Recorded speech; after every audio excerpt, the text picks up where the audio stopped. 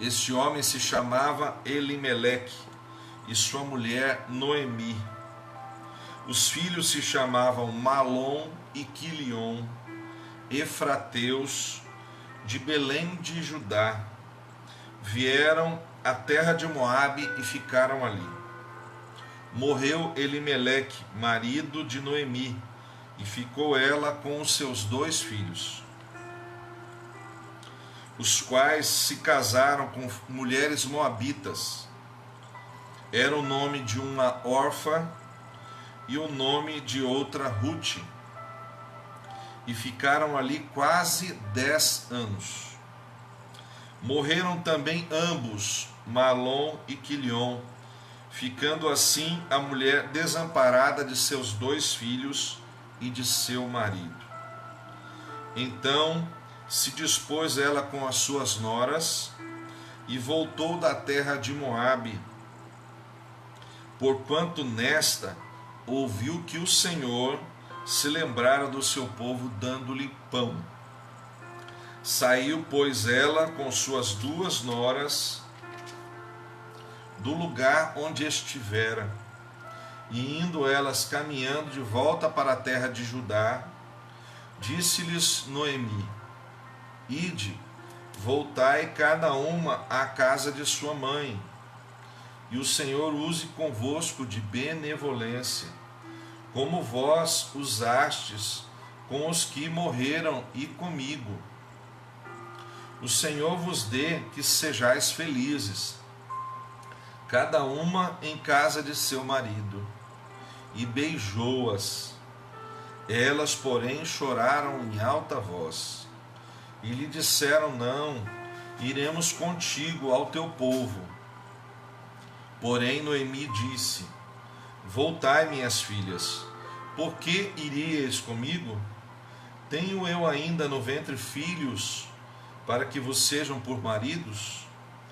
Tornai, filhas minhas, ide-vos embora, porque sou velha demais para ter marido, e ainda que eu dissesse, tenho esperança, ou ainda que essa noite tivesse marido e houvesse filhos, esperá-lo-eis até que viessem a ser grandes? Abster-vos-íeis de tomardes marido? Não, filhas minhas, porque por vossa causa a mim me amarga o ter o Senhor descarregado contra mim a sua mão. Então de novo choraram em alta voz. Orfa, com um beijo, se despediu da sua sogra, porém Ruth se apegou a ela. Disse Noemi: Eis que tua cunhada voltou ao seu povo e aos seus deuses. Também tu volta após a tua cunhada. Disse, porém, Ruth: Não me instes para que te deixe e me obrigue a não seguir-te, porque aonde quer que fores, irei eu, e onde quer que pousares, ali pousarei eu. O teu povo é o meu povo, o teu Deus é o meu Deus. Olha que coisa maravilhosa. Onde quer que morreres, morrerei eu, e aí serei sepultada. Faça-me o Senhor o bem que lhe aprouver, se outra coisa que não seja a morte me separar de ti. Vendo, pois, Noemi que de todo estava resolvida a acompanhá-la, deixou de insistir com ela. Então ambas se foram, até chegarem a Belém. Sucedeu que ao chegarem ali, toda a cidade se comoveu por causa delas. E as mulheres diziam: Não é esta Noemi? Porém ela lhes dizia: Não me chameis Noemi, chamai-me Mara, porque grande amargura me tem dado o Todo-Poderoso. Ditosa eu parti, porém o Senhor me fez voltar pobre. Porque, pois, me chamareis Noemi, visto que o Senhor se manifestou contra mim, e o Todo-Poderoso me tem afligido? Assim voltou Noemi da terra de Moabe com Ruth, sua nora, a moabita, e chegaram a Belém no princípio da cega da cevada. Amém. Irmãos, só o início dessa história já mostra quantas coisas essas mulheres passaram juntas, né? Primeiro, a fome fez com que o marido de Noemi, Elimeleque, fosse morar em outra terra, né? Às vezes a vida da gente faz isso, né? Às vezes a gente sai como Abraão, né? Da nossa terra, da nossa parentela, para um lugar onde Deus determinar, né? A fome fez aquele povo se deslocar do local onde eles estavam bem, né? Onde eles estavam felizes, onde eles tinham uma família constituída, e eles então vão para um lugar desconhecido. E lá eles permanecem por cerca de 10 anos, né? Conforme nós lemos aqui. E no meio desses 10 anos, morre primeiro Elimeleque, o marido, que era o responsável pelo sustento da casa de Noemi, né? Diferente dos tempos que nós vivemos hoje, onde as mulheres trabalham fora ou trazem de alguma forma sustento. Naquela época as mulheres faziam sim muito pela família, né? Em economizar, em costurar, em bordar, em cuidar bem daquilo, do pouco que eles tinham, né? E eles tinham uma vida então comum, normal, né? E ali então os filhos passam a sustentar não só as esposas, mas também cuidar da mãe. Mas no final dessa história os filhos também morrem, né? E a dor, imagina, né, irmão? Perder o esposo, depois perder os filhos, perder de certa forma a segurança, né, que elas tinham naqueles que estavam cuidando, né, das suas vidas, né, daquelas mulheres. E a Bíblia relata ali, né, que elas foram boas esposas, né, foram boas noras à sua sogra, e elas então se apegaram muito a Noemi. Mas diante de todo esse quadro, né, e vendo que o Senhor já tinha trazido pão àquela terra, aquela fase da fome, da dificuldade que estava sobre Israel tinha passado, Noemi então resolve, junto com as suas noras, voltar para Belém, né? Voltar para Belém, sua terra natal, e ali então recomeçar a vida, né? Nós percebemos pelo texto que há uma grande alegria, né? Uma grande comoção quando Noemi volta, né? Porque provavelmente ficou muito tempo sem ver os parentes, sem estar com, né, os vizinhos, conhecidos, não viu os filhos das amigas crescerem, não viu primos, tios. Então houve uma grande comoção quando a Noemi voltou, e volta no meio do caminho. Ela resolve então despedir as noras, porque não havia motivo das noras ficarem mais com ela. Os filhos já tinham falecido, elas não tinham mais obrigação nenhuma com a sogra, né? Mas Noemi tinha sido uma ótima sogra, e elas tinham criado laços de amor, né, profundos. E elas então começam a debater ali no meio daquela estrada, né, de volta a Belém. E Noemi então tenta de alguma forma fazer com que as duas voltassem para o seu povo, né, e ficassem ali, né, refizessem a sua vida, né, recomeçassem tudo de novo, né. Ela até as abençoa, né, que elas sejam felizes, que elas tenham filhos, que elas encontrem um marido onde elas possam recostar a cabeça, onde elas possam ser cuidadas, porque elas tinham uma vida pela frente. Ela já não esperava isso para ela, porque ela já tinha muita idade e tal. E Orfa, uma das filhas das noras, né, tenta então, decide voltar, né, beija no rosto, se despede e volta. Depois de chorarem 2 vezes, a gente já leu isso no texto, mas Ruth decide ficar. E é maravilhoso, irmãos, quando Ruth toma a decisão de uma forma tremenda, né? A gente viu aqui no verso 16, ela falando, né? Não tente aqui ele usa o termo, não me inste, né? Não tente achar oportunidade para que eu te deixe. É isso que ela quis dizer, né? Não tente achar uma oportunidade para te deixar. E não me obrigue a isso, a não te seguir. Porque aonde quer que você for, Noemi, eu vou com você. E aonde quer que você pousar, eu vou pousar com você. E aonde é o teu povo, é o meu povo. E o teu Deus agora também é o meu Deus. Uma decisão tremenda, né? Que fez toda a diferença. A órfã seguiu a sua vida, né? E ela é citada por causa de Ruth, por causa dessa história, por causa do testemunho. Mas Ruth passa até um livro na palavra, na Bíblia, né?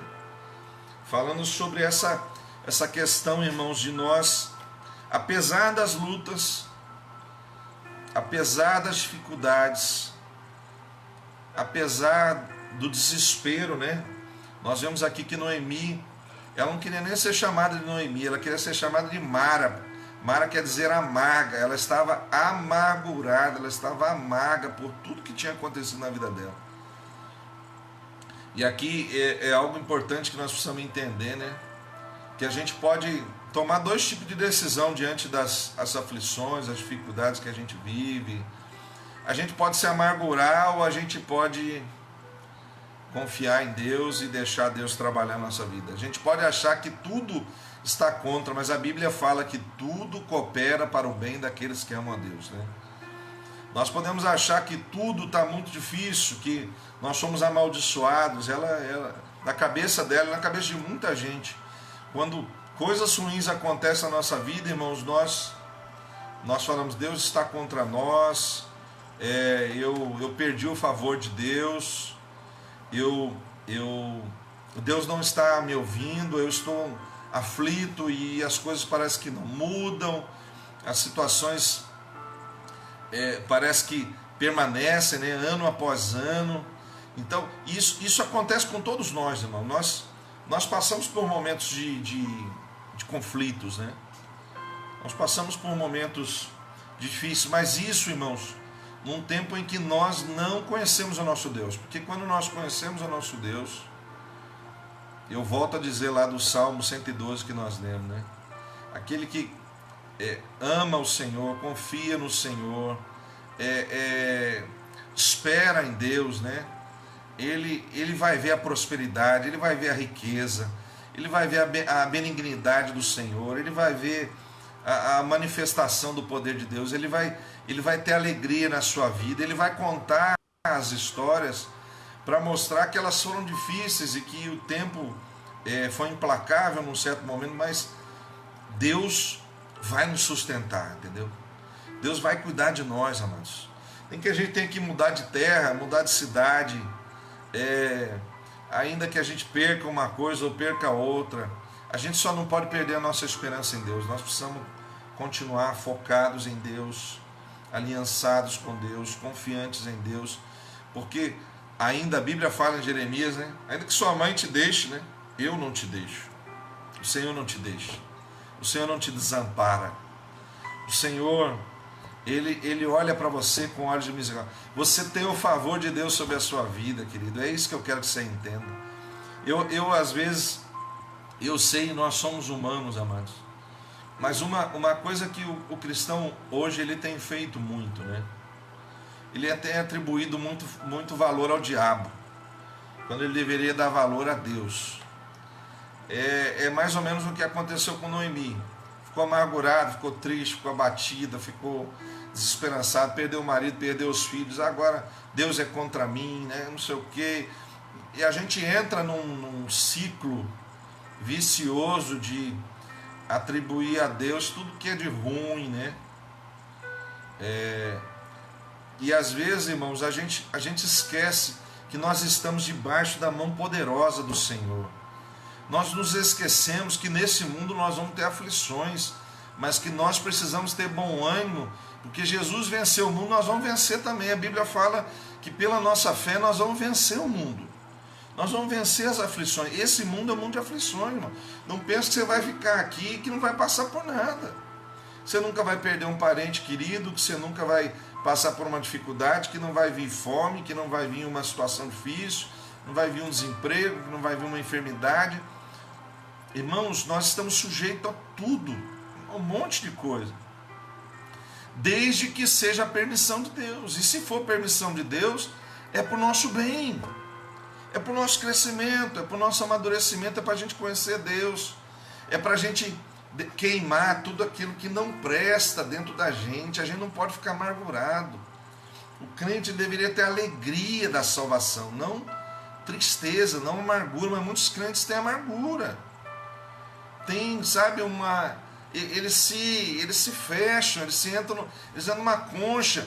A gente entra num ciclo de culpa. Quando a palavra de Deus diz: se pecares, Ele é fiel e justo. Se você confessar os seus pecados, Ele é fiel e justo para te perdoar de toda impureza, de toda injustiça. O Senhor te limpa, entendeu? A gente precisava dar crédito, é a graça de Deus. Eu estou debaixo do favor de Deus. Se um fio de cabelo cai da minha cabeça, é permissão de Deus. Na minha vida eu creio assim. Se a folha cai da árvore, é permissão de Deus na minha vida. E você tem que crer assim. Você não pode achar que tudo coopera para o nosso bem. Tudo, a Bíblia diz que tudo coopera para o nosso bem. Tudo coopera. E quando a gente confia em Deus, irmãos, não tem como dar errado, só vai dar certo. Na linha do tempo, você vai passar por momentos difíceis, mas você vai alcançar a sua vitória. A sua geração será poderosa na terra. Aleluia! A palavra de Deus, a promessa de Deus vai se cumprir na sua vida. Não tem como ser diferente. Eu só preciso estar em Deus, ficar em Deus, confiar em Deus. Sabe, eu preciso, você precisa, querido, firmar os seus pés sobre a rocha. Se a sua casa estiver fundamentada sobre a areia, vai vir a chuva, vai vir a tempestade, vai cair e o tombo vai ser grande. Mas se a sua casa estiver firmada sobre a rocha, sobre Jesus, a sua fé estiver em Deus, a sua confiança estiver em Deus, as lutas que você vai passar, elas não vão se comparar à glória que há de ser revelada. É o que a Bíblia relata, amados. Nós precisamos confiar em Deus. Nós precisamos estabelecer isso na nossa vida. Nós precisamos arrancar do nosso coração de que tudo. Para de sofrer. A amargura não vai te ajudar em nada. Só vai te fazer sofrer mais ainda. A angústia, a ansiedade só vai te fazer sofrer mais ainda. Você precisa descansar em Deus. Pastor, como é que eu faço isso? Aumenta a sua fé. Como é que aumenta a minha fé? Meditando nas Escrituras, como num livro desse. Você parar para meditar, fala: nossa, passaram por tudo isso. Olha quanta tristeza, olha quanta coisa aconteceu. Mas Deus tinha o melhor. Deus tinha o melhor, né? Nós vamos ver aqui, né? Nós não vamos ler todo o texto de Ruth, mas Ruth, então, em certo momento, ela fala para a sogra dela, né? Ela diz para a sogra dela: ó, tá na época da cega da cevada, ou seja, da colheita da cevada. Eu vou tentar conseguir alguma coisa para nós. Eu vou sair para trabalhar, para trazer sustento para nossa casa. Porque ela estava com a sogra, não tinha mais sustento, não tinha os maridos mais, não tinha mais de onde tirar sustento. E ela então sai para a cega. E a Bíblia relata que ela ia na sombra dos segadores.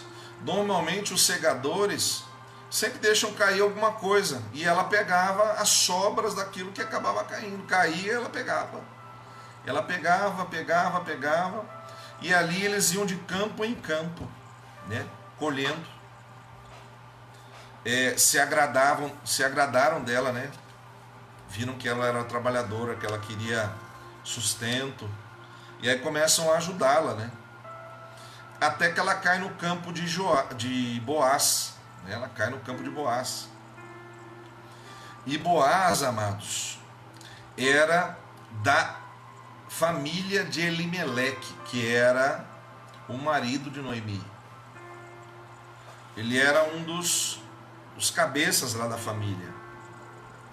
E ele era dono dos campos, de alguns campos, né? Aonde Ruth então começa a colher. quando ele começa a observar Ruth, né, ela se preocupar, tirar tudo, e ele oferece a ela ajuda. Fala, não, você pode se juntar às minhas moças aqui, e você começa a colher regularmente agora. E aí ele se agrada dela, manda, fica sabendo, né, da história dela com Noemi, de como ela cuidou da sogra, de como ela cuidou de Elimeleque, de como ela cuidou do esposo, né? Você vê, irmãos, essa é uma história de honra também, né? Fazer a vontade de Deus, irmão, nos leva a honra. Presta atenção nisso. Fazer as coisas do jeito certo nos traz honra, amados. O nosso nome, ele passa a propagar de uma outra forma, você está entendendo? Então fazer as coisas do jeito certo é maravilhoso, amados. Por isso que eu falava lá no Salmo 112, né? É bem-aventurado o que teme ao Senhor, irmão, e tem prazer nos seus mandamentos, porque ele vai fazer as coisas do jeito certinho. E alguém vai enxergar você, querido. Alguém vai te enxergar. Vai nascer luz no meio das trevas. Deus vai achar você. As pessoas vão te encontrar. Você está entendendo? É maravilhoso você entender um negócio desse, amados. Uma história tão rica dessa. E ela então começa a colher regularmente e levar sustento para casa. Sustento para casa. Certa vez Noemi fala então para Ruth, né? Quando Ruth fala para Noemi, né, que Boaz havia ajudado, ela fala, Boaz, ele é o nosso remidor, porque na lei de Israel, amados, era assim, né, quando alguém perdia o cabeça da família, alguém da família tinha que comprar as posses, ajudar, sustentar, não podia deixar abandonado, às vezes até tomar a mulher como esposa, para ela não ficar sem sustento. Era assim que funcionava, né? No meio dos irmãos, nossa, ela é nossa cunhada, eu não posso deixar ela passar fome. E eu tenho obrigação, meu irmão morreu, então eu tenho que cuidar dela. Então, Boaz, ele fazia parte de uma linhagem de remidores, ele era o segundo da linhagem de remidores, daqueles que tinham que de alguma forma sustentar. E aí ela, sabendo disso, ela recebe um conselho de Noemi. Um dia eles estão lá, eles são chamados para debulhar a cevada e o trigo, né? Eles pegavam com a pá, jogavam para cima para aquela palha sair, e ficava só o que realmente ia ser consumido. E nessa noite, Boaz toma um vinho, alguma coisa um pouco mais forte, e ele vai deitar-se. E deitado, ela seguindo o conselho da sogra, ela vai lá e descobre os pés dele e se deita aos pés da onde ele estava deitado. Ele deitou no meio de uma eira, lá no meio de um feno lá. E aí quando ele acorda por volta da meia-noite, ele se assusta, né, em vê-la ali. E aí ela fala para ele que ele era o remidor delas. E ele entende isso. Como uma responsabilidade. Ele fala, puxa vida, é verdade. Eu não me atentei a isso. Elimeleque morreu. Eu preciso fazer algo por essas vidas, né?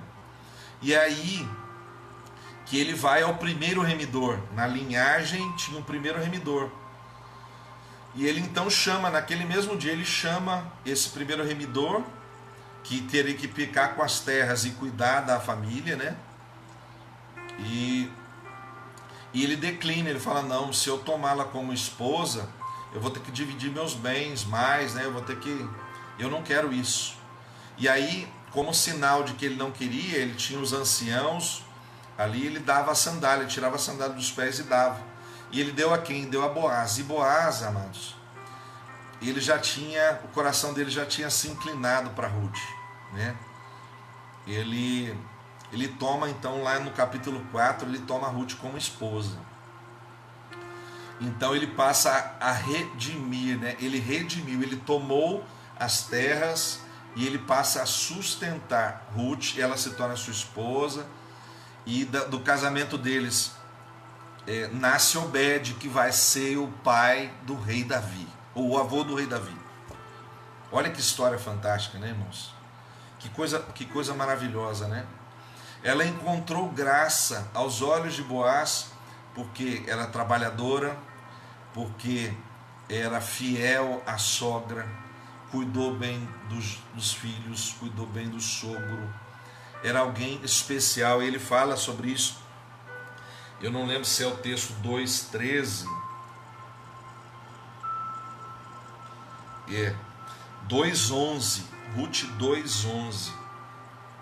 A palavra diz assim: respondeu Boaz e lhe disse: bem me contaram tudo quanto fizeste à tua sogra, depois da morte de teu marido, e como deixaste ao teu pai e a tua mãe e a terra onde nasceste, e vieste para um povo que dantes não conhecias.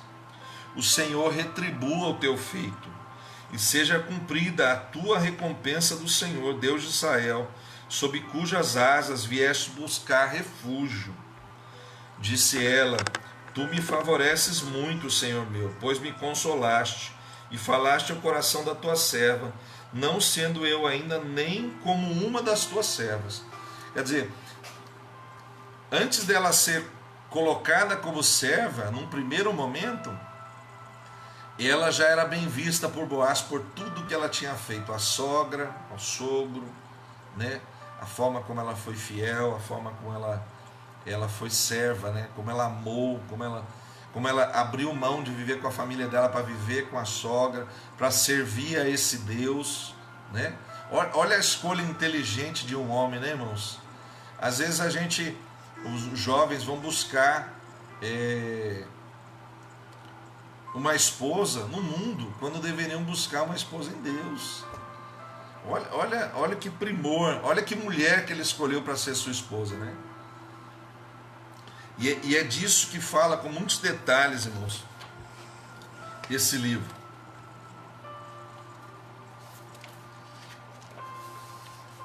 Boaz, irmãos, ele era então o remidor dessa família, né?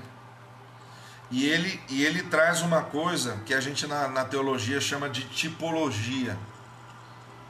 Ele é um tipo de Cristo, né?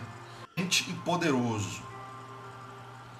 Jesus também, em Mateus 28:18, diz que a ele tinha sido dada toda a autoridade no céu e na terra. Boaz era natural de Belém. Jesus também nasceu em Belém. Boaz, ele era da linhagem da tribo de Judá, porque Pérez era filho de Judá. E depois de tudo aquilo que nós falamos, Boaz veio da linhagem de Judá, da onde Jesus veio também e se tornou o leão da tribo de Judá, né? Coisa tremenda, né, irmãos? Boaz teve compaixão de uma moça que precisava de auxílio. Deus teve compaixão de nós, igreja, né, que precisamos tanto do auxílio do Senhor. Boaz se tornou remidor e tomou Ruth como esposa. Jesus se tornou o nosso remidor e nos tomou como igreja, como esposa, irmãos.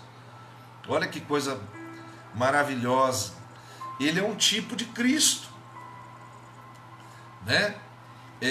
Jesus nos comprou, irmãos. Nós éramos escravos do pecado, né? Estávamos distantes das promessas, estávamos separados de Deus por causa do pecado, mas através de Jesus, novo e vivo caminho, nós podemos nos achegar a Deus, né? E nos tornamos filhos e herdeiros das promessas de Deus para a nossa vida. Estamos debaixo da graça, que é um favor imerecido, irmãos. Não merecíamos, não tínhamos como conquistar, não se pode comprar por dinheiro. É através da salvação que nós alcançamos em Cristo Jesus. É tremendo você imaginar que Jesus, ele nos comprou, amados, com o sangue dele. A palavra de Deus diz que nós somos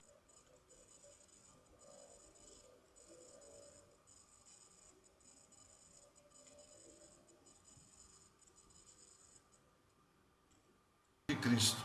Havia uma dívida nossa né? Havia uma dívida nossa. O pecado era uma dívida. O diabo estava nos acusando, como acusou Jó.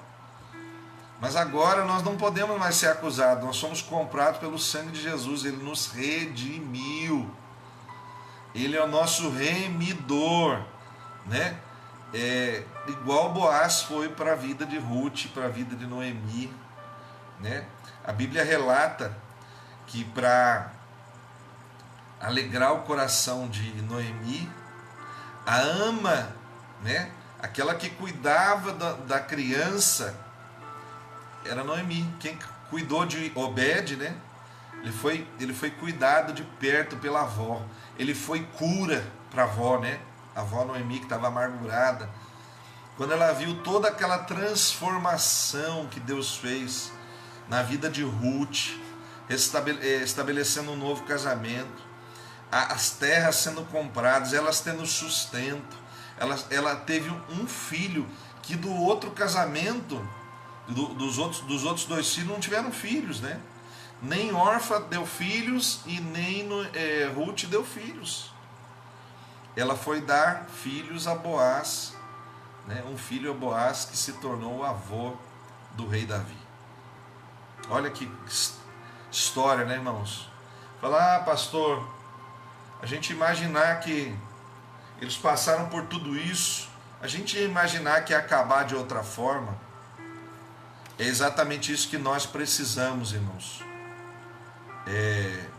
entender. Pode estar tudo ruim na nossa vida, mas Ruth fez a melhor escolha: servir a Deus. E quando nós servimos a Deus, não tem como dar errado, irmãos. Só tem como dar certo. Deus é o teu abençoador. Deus tem prazer em te abençoar. Deus tem a alegria de te ver prosperar.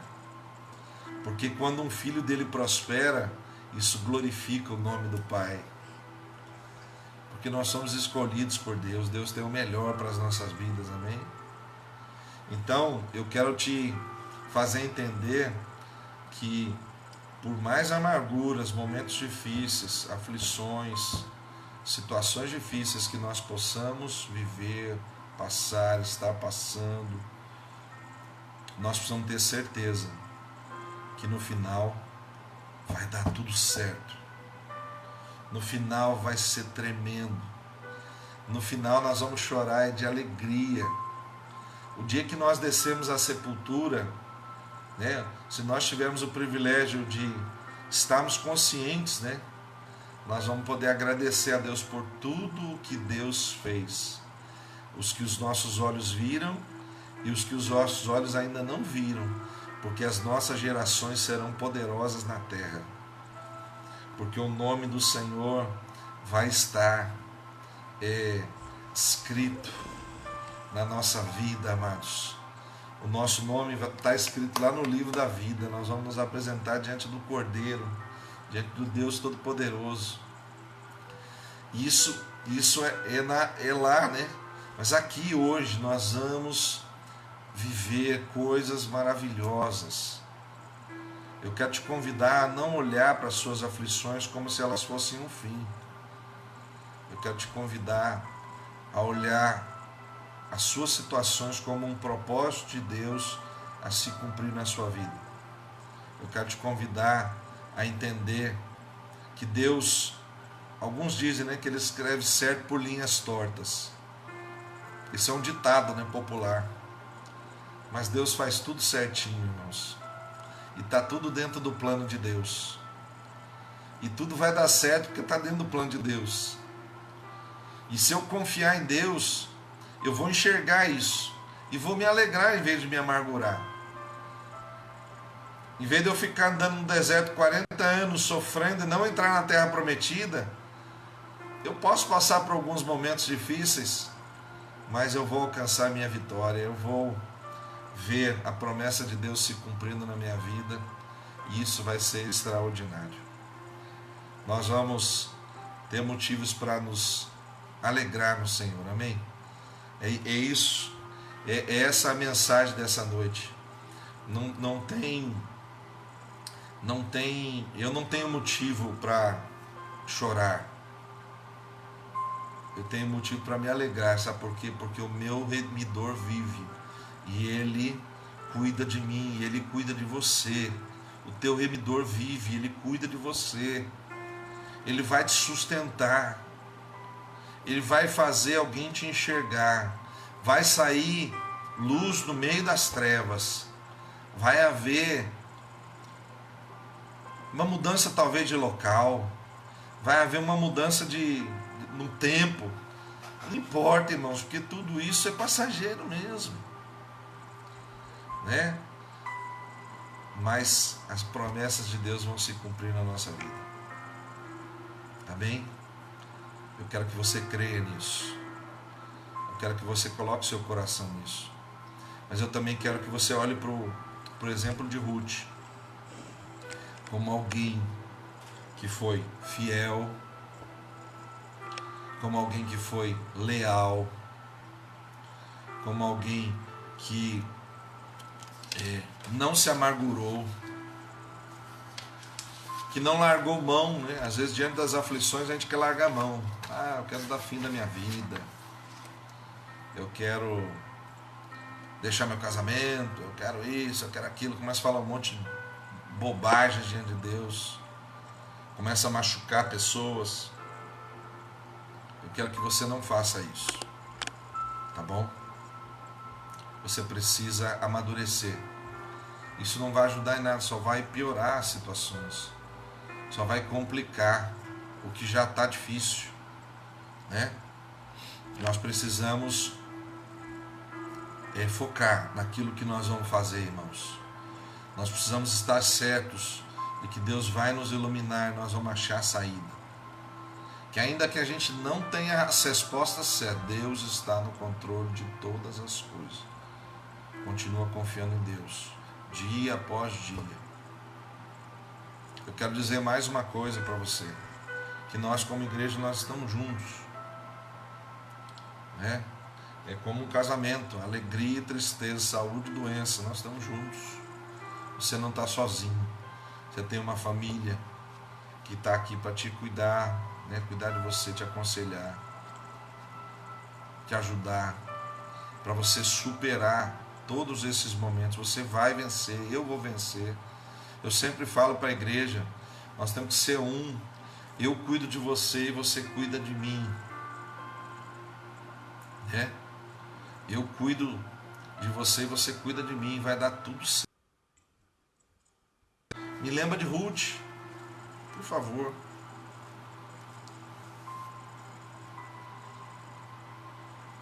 Tá bom? Eu vou lembrar você também de Ruth. E nós vamos vencer, irmãos. Cristo venceu. Nós, pela fé, nós também vamos vencer. Tá bom?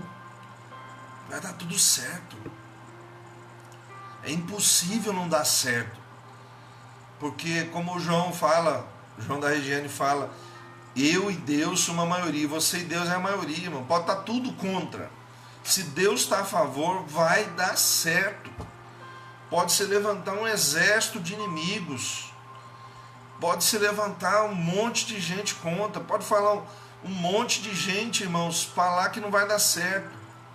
Mas se Deus falou que vai dar certo, vai dar certo. E nós não precisamos duvidar disso. Nós não precisamos duvidar disso. Nós precisamos confiar. A fé é a certeza das coisas que se esperam, é as coisas que não se veem. E é impossível agradar a Deus sem fé. Deus só precisa encontrar no seu coração fé. E a fé vem por você ouvir essa palavra, dar crédito para ela, meditar nessa palavra, confiar que tudo é possível ao que crê, amado. Tudo é possível ao que crê. E que essas aflições, elas não se comparam à glória que há de ser revelada. O que há de se revelar é muito maior do que a aflição que você está passando agora. Amém? Se a gente precisar mudar, de se reinventar, nós vamos nos reinventar, mas nós vamos nos reinventar em Deus e vai dar tudo certo. Vamos trilhar um caminho de fé, amém? Vamos vencer cada batalha, uma por uma, e nós vamos vencer, vai dar tudo certo. Não quero que você se desespere, não quero que você fique aflito, não quero que você fique desesperançado, amargurado. Amém? Vai dar certo. Já deu certo. Em nome de Jesus. Amém? Glória a Deus, queridos. Palavra tremenda, né? Falou com você? Falou comigo. Falou muito comigo hoje, né? E é muito melhor falar, porque quando você fala, você ouve duas vezes, né?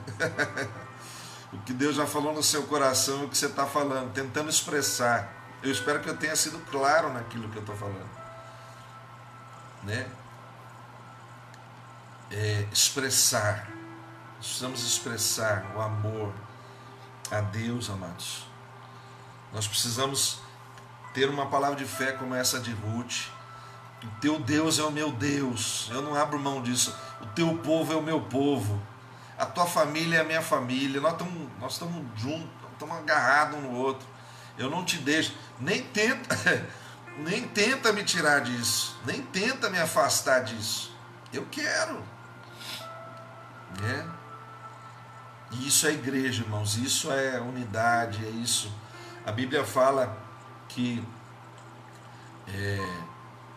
o Espírito Santo, Deus vai dando dons para nos edificar até que nós sejamos um no Senhor, até que nós todos creiamos da mesma forma, nós temos a mesma linguagem, o mesmo tipo de pensamento, porque isso, irmão, muda a nossa vida e muda a vida das pessoas que estão ao nosso redor. Uma palavra encorajadora, de fé, irmãos, uma coisa que muda, transforma as situações. Vocês estão entendendo? É disso que nós estamos falando. Nós precisamos nos apegar a Deus. Se apega a Deus. Se apega a Deus, irmãos. É a melhor coisa que você pode fazer na sua vida. Amém? É a melhor coisa que eu posso fazer na minha vida. Nós podemos ter a melhor vida do mundo, irmão, mas sem Deus nós não somos nada. Dinheiro, prazeres, momentos felizes, né? Eles não podem agregar nada, irmão, na nossa vida. Continuamos vazios, mas com Deus não. Nosso coração se enche de alegria. Queima aqui dentro, ó. Está queimando o seu coração aí? O meu coração está queimando aqui. Porque grandes coisas fez o Senhor por nós e por isso nós estamos alegres. Nós estamos alegres. Amém? Glória a Deus. Vamos passar ao momento de ceia do Senhor. Eu quero orar pela tua vida. Amém? Eu quero orar pela tua vida agora. Pedir que essa palavra se cumpra na sua vida, no seu coração. Que ela não saia do seu coração, que ela ecoe na sua mente. Eu quero convidar você a ler esse livro com profundidade. Leia o livro, são 4 capítulos, não lê? Fala, nossa Deus, o que isso tem a ver comigo, né? Como é que eu posso agir diferente, né? Você vê que é uma história de decisões difíceis, né, irmão? Sair de uma nação e morar em outra nação por causa de fome. Sair dessa nação onde eles tiveram pão por quase 10 anos e voltar para a sua terra sem o marido, sem os filhos, para começar tudo de novo, cheio de incertezas, né? Você vê como é que são as coisas. Mas Deus estava no controle de tudo. Havia uma promessa.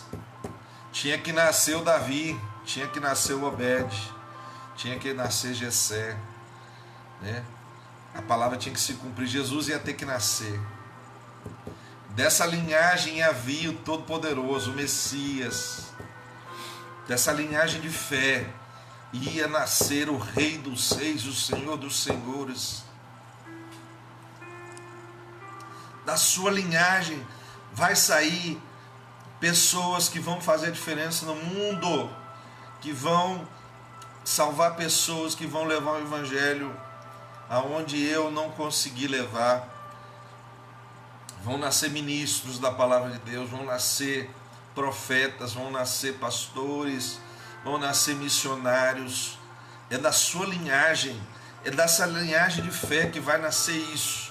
Vai estar escrito lá: Emerson gerou Júlia, que gerou Luíde, que gerou isso, que gerou aquilo, que gerou não sei quem, que fez não sei o que lá, que algo novo vai nascer, irmãos, para a glória de Deus.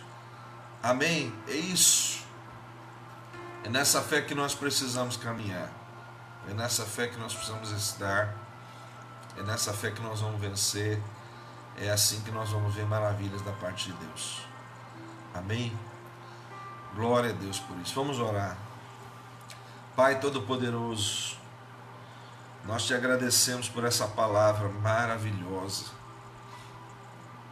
que o Senhor deixou escrita para que nós pudéssemos alimentar nossa fé, Pai. A Bíblia diz que toda a Escritura foi inspirada por Deus. E ela é boa para redarguir, ela é boa para corrigir, ela é boa para encorajar, ela é boa para transformar a nossa mente, Senhor. Ela é boa para discernir as coisas boas das coisas ruins. Ela é boa, Senhor, para edificar. Ela é boa para levantar. Ela é boa para construir, Senhor. Ela é boa para transformar, Deus. E nós cremos nessas escrituras, Pai, que essa palavra fique cravada no nosso coração, Deus, escrita e ecoe na nossa vida, a fim, Pai, de que nós tomemos as decisões certas, mesmo nos momentos mais difíceis, Deus, nós possamos continuar confiando no Senhor, porque eu tenho certeza, Deus, que luz vão nascer no meio das trevas, porque, Senhor, eu tenho certeza que o Senhor está cuidando de nós, de que eu tenho certeza, Senhor, que as coisas e as dificuldades que nós vivemos hoje, elas não podem se comparar à glória que há de ser manifesta, Deus. Eu apresento, Deus, as nossas vidas diante do Senhor, nossas famílias. Eu te peço, Deus, coloca tudo no lugar. Coloca tudo no lugar, Deus. Coloca os nossos casamentos no lugar, os nossos filhos no lugar. Coloca os jovens no lugar deles. Coloca, Senhor, as esposas nos lugares delas, os esposos, Deus, que eles possam ser melhores, que elas possam ser melhores, que os chamados cumpram a vontade de Deus, que aqueles, Deus, que estão amargurados sejam agora curados, libertos, transformados por essa palavra, Pai, em nome de Jesus. Quebra toda a cadeia na mente, no coração. Faz a tua vontade em nós, Pai. É a minha oração, Pai, em nome de Jesus. Amém. Amém, queridos. Glória a Deus. Nós vamos passar um momento de ceia, ceia do Senhor. Eu quero ler o capítulo 53 de Isaías. Glória a Deus. Eu estou aqui cheio. Filha, pode trazer para mim, por favor. Obrigado, filho. Deixa aqui. Obrigado. Eu estou aqui cheinho.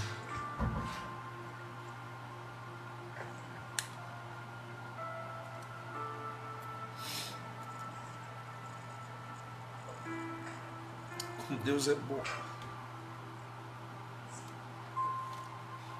Como Deus é bom, amados.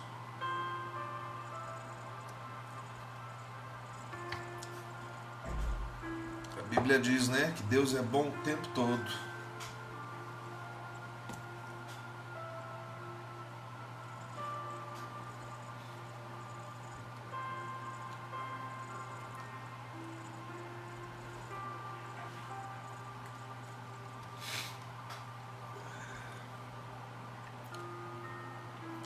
A palavra diz em Isaías 53,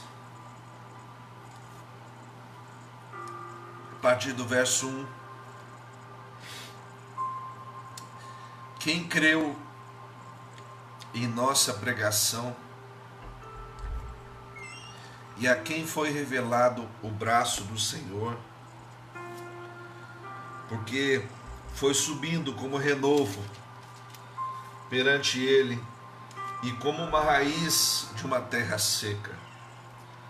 Não tinha aparência nem formosura. Olhamos para ele, mas nenhuma beleza havia que nos agradasse.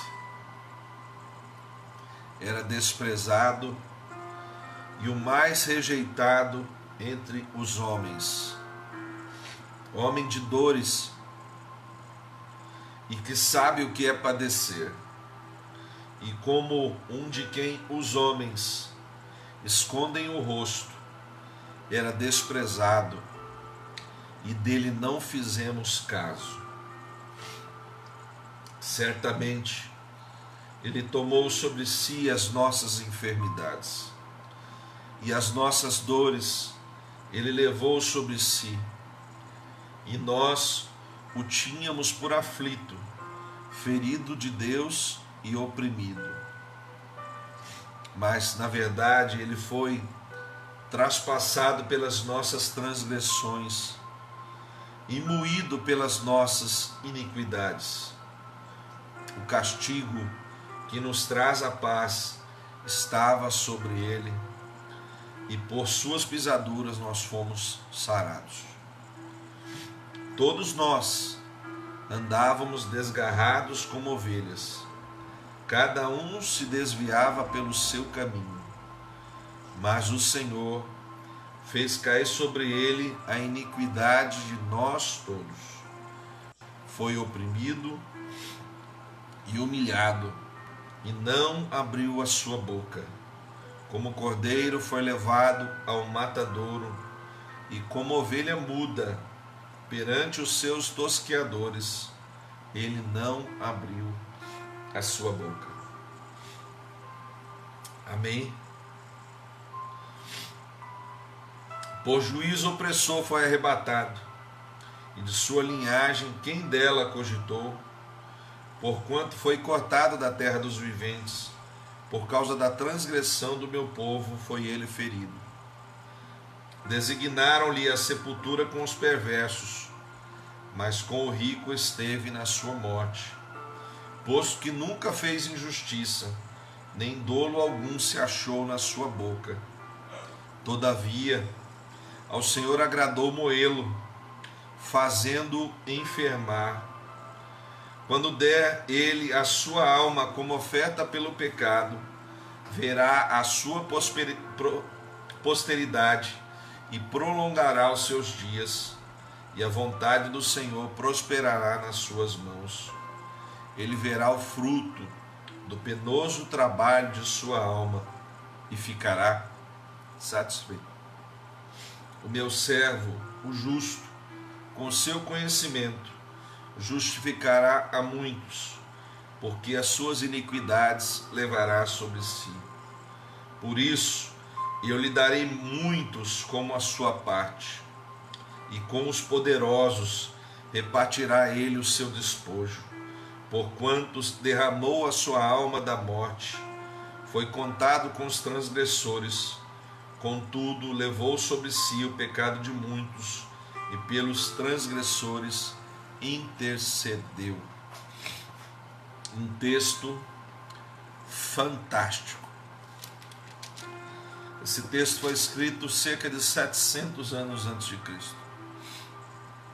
Isaías viu tudo o que ia acontecer. Imagino como ele ficou diante de tamanha revelação. Imagino como ele ficou por alguns dias extasiado, porque a gente vê o tamanho do amor de Deus por nós, né, irmãos?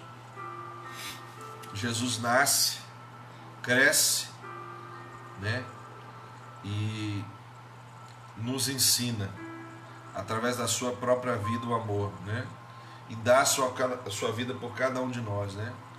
Nós o tínhamos por aflito, mas na verdade os aflitos éramos nós, né.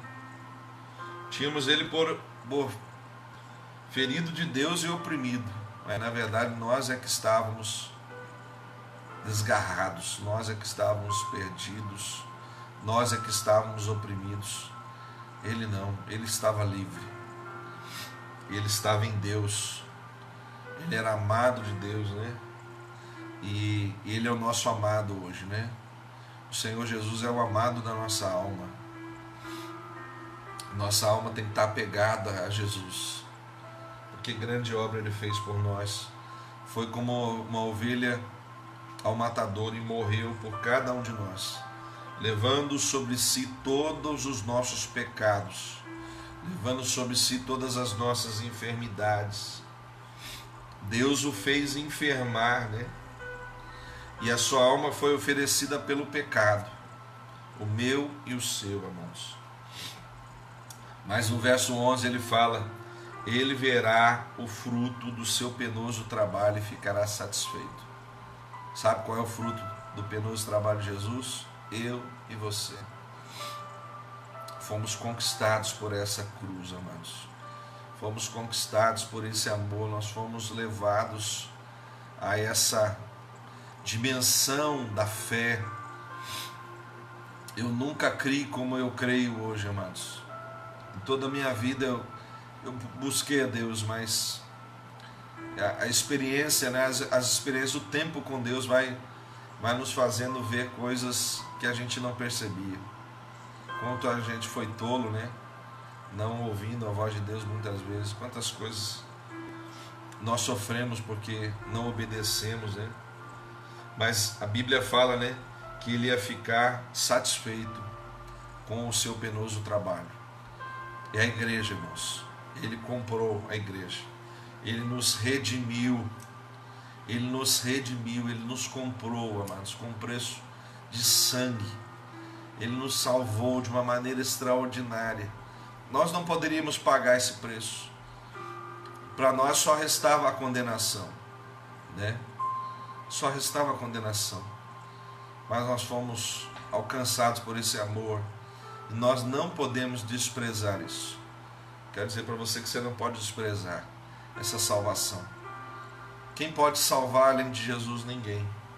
Ele é o caminho, a verdade e a vida. Ninguém vai ao Pai se não for através dele. Ele te comprou com um alto preço, sua vida, né? E ele nos salva, né? Ele é o nosso Salvador, é o nosso Senhor, nosso remidor, nosso Redentor. E nós queremos adorar a Deus nessa noite, celebrando a ceia do Senhor. A palavra de Deus diz que na última ceia, né, dele, ele levantou o pão, deu graças e repartiu e deu a cada um dizendo, né, tomai e comei, este é o meu corpo que é dado por vós.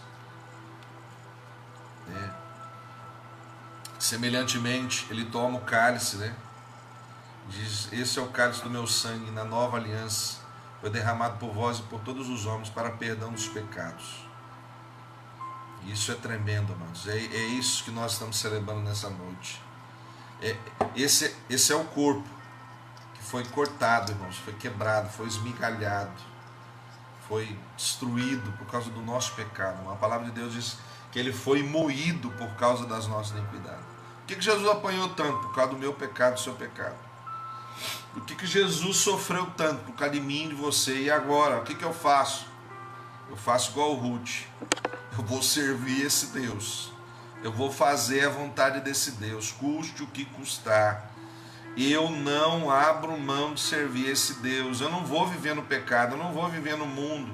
Eu não posso fazer as mesmas coisas que eu fazia. Eu não posso ficar na mentira, no engano. Eu não posso ficar me justificando atrás de um véu, irmãos. Eu preciso mudar a minha vida. O que Deus pede de nós? Que nós sejamos semelhantes a Cristo.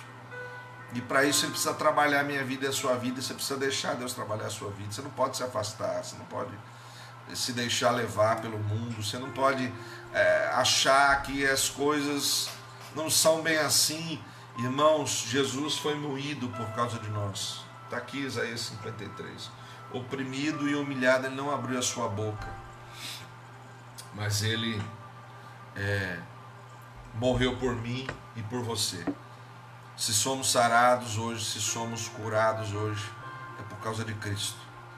Se há esperança de salvação hoje, é por causa de Cristo. Se há um futuro, se as promessas vão se cumprir, é por causa de Cristo. Tudo passa pela cruz. Você tem que se achegar à cruz. Amém? Se achegue à cruz, confesse os seus pecados. Fala: Jesus, eu confesso o meu pecado. Eu não quero viver mais da mesma forma. Eu quero agradar-te, quero servir-te todos os dias da minha vida. Igual Ruth falou, esse é o meu Deus, é o teu povo, é o meu povo, é o teu Deus, é o meu Deus.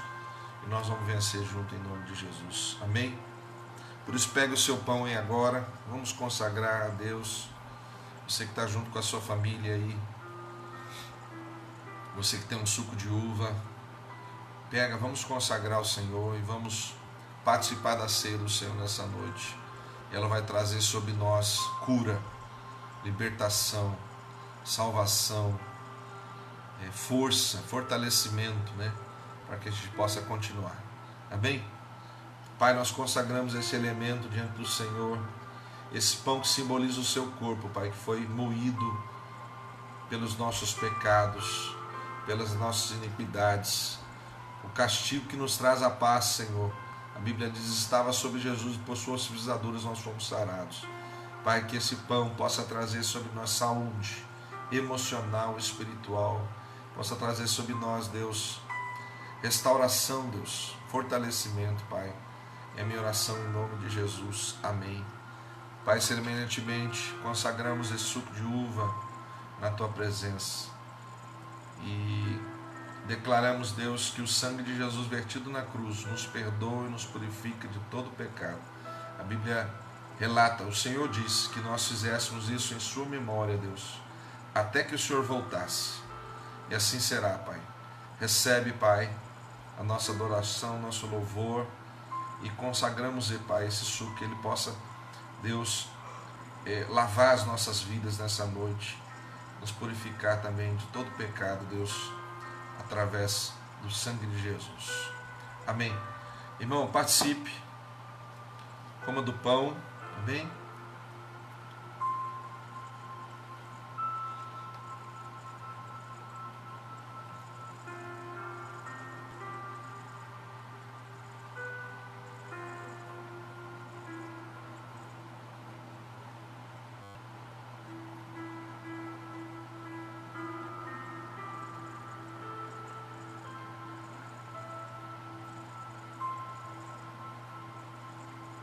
Glória a Deus.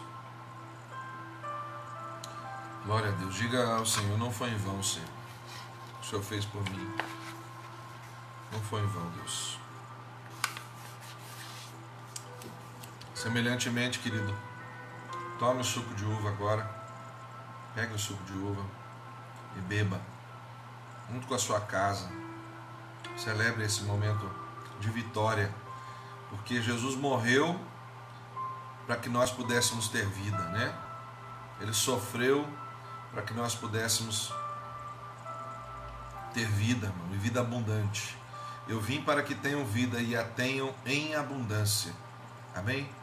Celebre.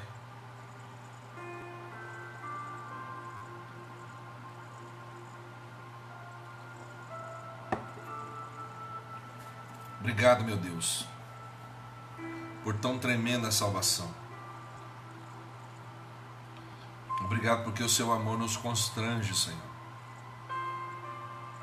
E tudo que nós podemos fazer e nós queremos fazer, Deus, é agradar-te. Continua nos ajudando, nos sustentando, nos curando, restaurando, Senhor, a nossa vida. Tirando, Pai, tudo que não te agrada. E estabelecendo a tua vontade e o teu reino nos nossos corações. Abençoa cada família. Abençoa, Senhor, cada casamento. Abençoa, Senhor, os nossos filhos, para que eles sejam iluminados pelo Senhor, Pai. Sintam-se chamados, sintam-se, Senhor, impelidos pelo Teu Espírito a fazer a Tua vontade, Deus, a fim de que a nossa geração seja poderosa na terra, como o salmista no Salmo 112 falou, a fim de que nós venhamos a ver, Deus, as promessas se cumprirem na nossa vida. Pai, eu já te agradeço pela vitória em nome de Jesus. Amém. Amém, queridos? Uma alegria ter estado com você aqui nessa noite, né? Em mais essa live. Obrigado por toda a igreja estar participando. E agradecer mais uma vez os ofertantes, os dizimistas que têm sustentado essa casa. Agradecer aos nossos parceiros de ministério, os nossos líderes, que têm nos ajudado a cuidar do povo, né? Quero agradecer por tudo que Deus tem feito na nossa vida e através da nossa vida. Amém? Nós estamos aí, já fizemos alguns preparos na igreja. Essa semana a gente deve findar e nós vamos decidir aí a nossa volta, né? Em nome de Jesus, com segurança para os nossos irmãos. Temos bastante irmãos aí que estão numa idade que dão ajuda nesse sentido, né? Na questão aí dessa pandemia. Mas nós vamos decidir